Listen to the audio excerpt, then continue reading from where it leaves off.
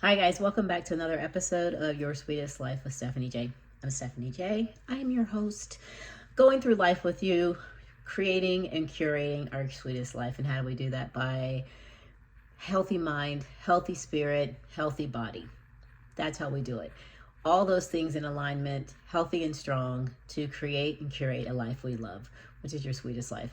It's not about money. It's not about clout. It's not about who knows you. It's about you being in a space in your life that you love. So today, I'm doing a solo episode. It's been a while, been a long time. I'm going to start doing more of these.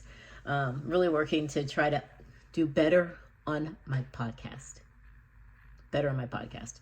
I got a little echo here. Turn the bottom down a little bit. Better on my podcast because, one of the things that I've probably been avoiding the most, and today we're talking about transitions in life, and we all go through transitions in life. Even when things are going great, always seems like something comes up, right? Something always comes up. So recently me and my husband were talking. We've had some really good conversations lately, and I really enjoy talking with him. I really, really enjoy talking with him. And a lot of things that, over time, when you've been married a long time, you get stuck in spaces. And so we're like in a transition. When our daughter went off to college and we were empty nesters, it was a transition. We enjoyed it. We loved having our space to ourselves. When we got married, we had our oldest son. Already had him. So we never really had a time where it was just the two of us. We always have had kids. So if you don't know, we have 4 children. Our oldest is 36. The next oldest is 33. Our youngest son is 25, almost will be 26 next month. And our daughter is 20. And so we've had children our entire married life. And I've had children my entire adult life. And so trying to figure out that transition first was easy because we just had fun, like first year, second year. And then we both started pursuing different things in our separate lives. So I think it's really important to be able to do that in your relationship. And that's all part of transition. So I've been, really trying to work on building this part of the business for me. And then he's been working on his own ventures. And some of that, sometimes that can either pull you apart or can bring you closer together. And we had a combination of those two. So talking about transitions, it kind of makes me think of how we can handle those, right? The Bible talks about count it all joy when diverse tests and trials come. And we don't usually count it all joy. I know I don't. Like when some things happened recently, I first didn't count. Well, I kind of counted all joy. Then I kind of didn't. And then I kind of like, okay, God is working. And then I didn't. And I went back and forth between that whole demeanor and mindset.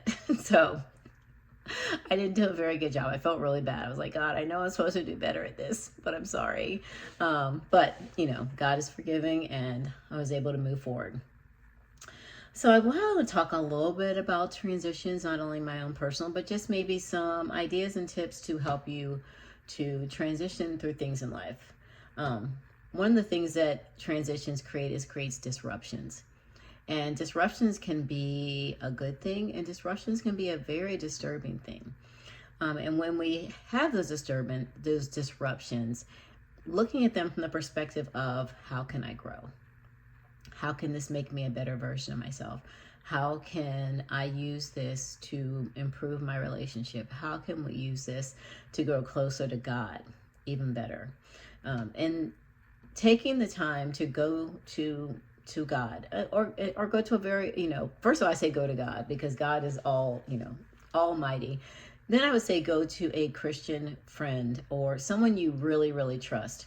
You can't tell everybody your business. I will definitely tell you that when you're going through your transitions, and especially if it relates to your relationship, keep that between you and the person in your relationship, unless you absolutely have to involve other people. Because here's the thing, and this happens all the time to so many people. You go to somebody, you tell them something about your partner, your spouse, your whatever, friend, if it's a friend, and then you and that friend, partner, spouse heal. But that other person still carries the burden of what you told them. And so that may affect their relationship with that other person. So Number one, give it to God. If you really need to find a confident friend, find a confident friend. Find a confident friend. So we're going to delve a little deeper into empowering topic of transitioning through challenges to create a life you love. And life is filled with twists and turns. Like, we all know that. One of my favorite poems is a poem called Don't Quit. And I'm not going to recite the whole poem. I did it years ago on here, but I learned that poem in 6th grade. And I learned that poem because I went to the Scholastic Book Fair and I got the poster. And anyone else remember the Scholastic Book Fair? I used to love that thing. You go get books, but I got this poster of this poem that said "Don't quit," and I'm not going to recite it. I'm going to try to get to the part. Okay, I might as well recite it. When things go wrong, as they sometimes will, the road you're trudging seems all uphill. When the funds are low and the debt is high, when you want to smile but you have to sigh. When care is pressing you down a bit, rest if you must, but don't quit. Oh my gosh, I can't believe I forgot it. Often a goal is nearer than it seems to a faint and faltering man, and often the struggler had given up if he might have captured the victor's cup, but he learned too late when the night slipped down how close he was to the golden crown. No, I skipped a verse. Life is queer with its twists and turns, as every one of us sometimes learns. Many a failure is turned about when he might have won had he stuck it out. Don't give up, though the pace seems slow. You may succeed with another blow. And then often the goal is nearer than it seems to a faint and faltering man. And often the struggler had given up when he might have captured the victor's cup. But he learned too late when the night slipped down how close he was to the golden crown. Success is failure turned inside out, the silver tint of the clouds of doubt. You never can tell how close you are. You may be near when it seems afar. So stick to the fight when your heart is hit. It's when things seem worse that you mustn't quit. I don't know, that poem has stayed with me since the 6th grade. But the part about twists and turns is the part that I really wanted to bring into context. And it's natural. It's normal. Life is always going to be full of twists and turns. How you handle those twists and turns will determine what your sweet life looks like.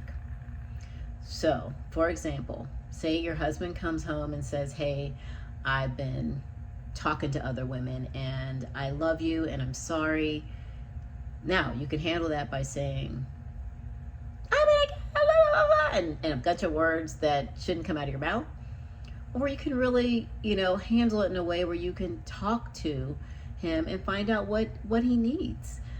Or if a friend has lied to you and they're honest with it and tell you that, then you could handle that by breaking off that friendship, or you could find out what was behind that and give yourself the peace.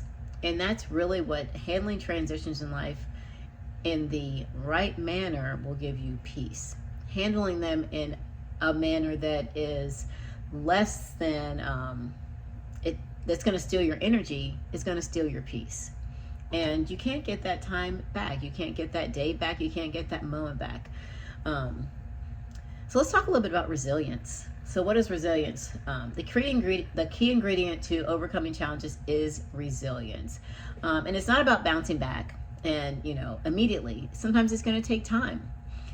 It's about adapting and thriving in the face of adversity. So when you have that challenge that comes, it may take you time to get over if something happened between you and your spouse. It may take you time to get over a friendship that there were, some mistrusts. But it's about continuing to go forward. When you cultivate resilience by acknowledging your emotions, so that's one of the key, the emotions, because our emotions can take us one of two ways, right? Emotions can take us into anger, it can take us into hurt, it can take us into a dark, deep hole of frustration and steal our peace, right? I mean, emotions are scary. But trying to focus on your strengths, right? Trying to focus on moving forward, trying to focus on not so much about your emotion, about maybe, you don't need to know every detail about something that happened. Maybe you need to trust God and know that God is working in that situation. Remember, you're stronger than you think. And I remember I just had a conversation recently. Someone's like, "I don't know, I just can't stop thinking about this person." And I was like, you absolutely can. You just are choosing to. You could fill that space with something that's going to be more productive, or you can keep going down that road, but you get to choose, right? So also, along the journey of transition is self-discovery. That's the beautiful part.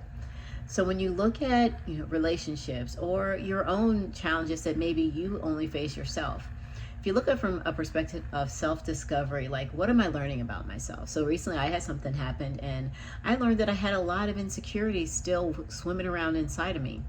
And it wasn't until that thing happened that I thought that I had like insecurity on lock and I was feeling good, but I had so many insecurities that popped up that it put me in a place of just feeling like losing my own personality for a short period of time, because I didn't because I was so insecure about this thing that had happened, and it had brought out something that was in me. And then it took me a couple of days of just not wallowing in my insecurity to realize exactly what it was, and then to start speaking words to myself. I listened to something during that time, and it said, don't listen to yourself, speak to yourself.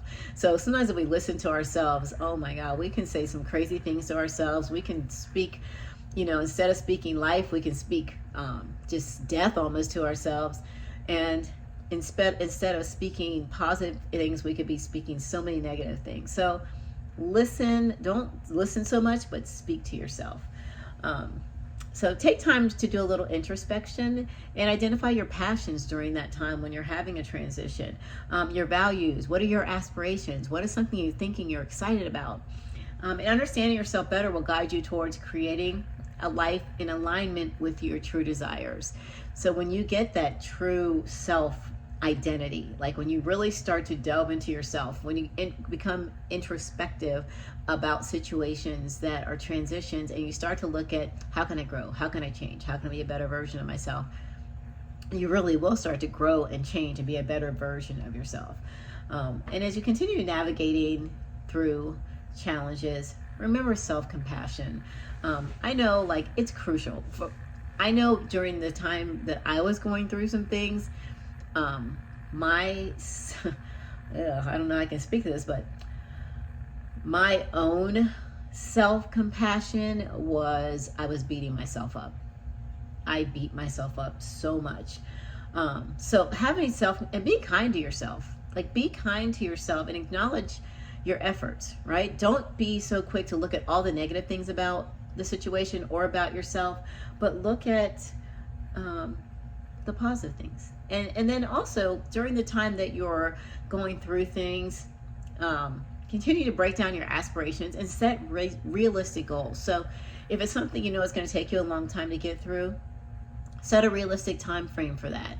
And then just be compassionate with yourself. Treat yourself and talk to yourself the way you would talk to your friends if they were going through something, well, for the most part.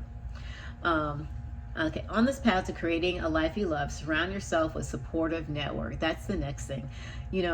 It's always great to have really, really good, trustworthy people around you that you can talk to, that can keep your secrets, that will be honest. I don't think you should tell people everything. I'm just going to say that. And I think we live in a society now where people go on social and they share so much of their lives, their relationships, and it can cause a lot of disruption and unnecessary disruptions in your life. So real close friends, like-minded individuals, and or also just go out and do something with someone who's like-minded. Sometimes when you're going through something and you don't want to talk about it, go do something else. Go spend time and do something fun, do something you've never done, and experience something new about yourself, especially when if you're going through a period where you're not feeling good about yourself. Experience something new about yourself. And then lastly, embrace the power of gratitude. Amidst all the challenges, it's really hard. It's easy to focus on what's not working, right? It's so easy to focus on what's not working, what's not right, what's the things that are negative. But to focus on gratitude, shift to gratitude and your perspective, and cultivate a positive mindset, and you'll attract more opportunities, and you'll fill your life with joy, and peace. So that's all I wanted to say. I just want to share those things with you because those have been on my heart over the last couple weeks as I'm going through some transitions in my own life. And I'm starting to, like I said, things about me that were like, I thought I had on lock, but I found out I still got some work to do. So that's what I started doing. I started really spending time doing the work. And instead of listening to myself, like I started talking to myself, speaking life to myself. Power of life and death is life and death is in the power of the tongue. And the tongue can be even to ourselves, can be very hurtful. So that was a solo episode. I hope it helps somebody. There is time that I've been transitioning. Those things have helped me, so I hope they really help someone. And yes, you guys, as always, keep reaching for your sweetest life. Have a fantastic day.